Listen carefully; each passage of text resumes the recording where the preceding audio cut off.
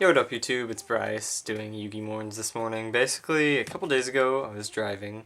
I was like, what is the sun reflecting off of? It's so bright. And then I realized, oh, that's the sun.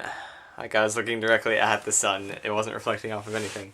Basically, the moral of that story is that everyone makes mistakes. And obviously, you're going to make mistakes sometimes in your life. You're a human. And you can't really beat yourself up for those mistakes. But you should make those mistakes when you're not playing Yu-Gi-Oh, basically. You can do your best to avoid mistakes or sort of create conditions for yourself where they're less likely to happen. I'm just going to talk about that, basically. Basically, three main ways to avoid making mistakes in Yu-Gi-Oh! Or getting confused, I guess. Same thing. And basically, number one, we have knowing your deck. This is very, very essential, obviously. It's funny because I did this video a couple days ago, then I wasn't in focus in the video, so I'm re-recording it now, and then like a couple people have actually commented on this since I've thought of it, even though I didn't put the video up.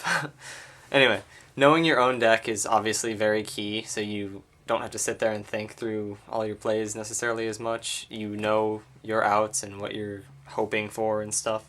And obviously your own card effects, because you can't really pull off combos if you don't know what your own cards do. Then knowing your opponent's deck is also very key.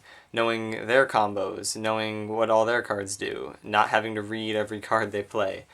Basically, it's an obvious advantage to already know their cards. It's almost essential anymore to compete on a higher level, or even a remotely competitive level. Then the third thing to not get confused or make mistakes is just slow down. I can't stress this enough. I know it sounds really obvious, but just slow down.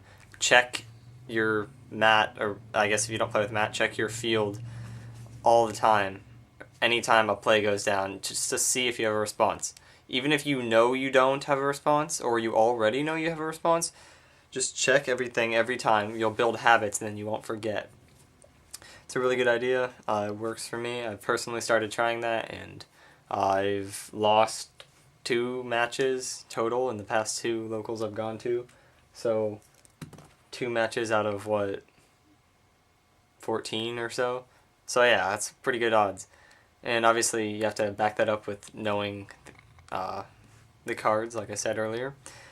And just not wasting cards at the wrong time is another part of sort of slowing down. That way you can check and think, like, should I activate this deep prison now, or should I save it for later on a bigger monster?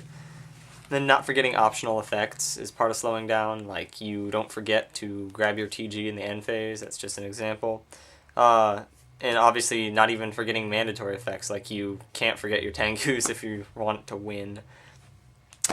Yeah, basically just don't forget your effects, know what cards do, and slow down. And I can't stress that enough, slow down. I know it seems really obvious, but go ahead and just try it. Check everything on every play.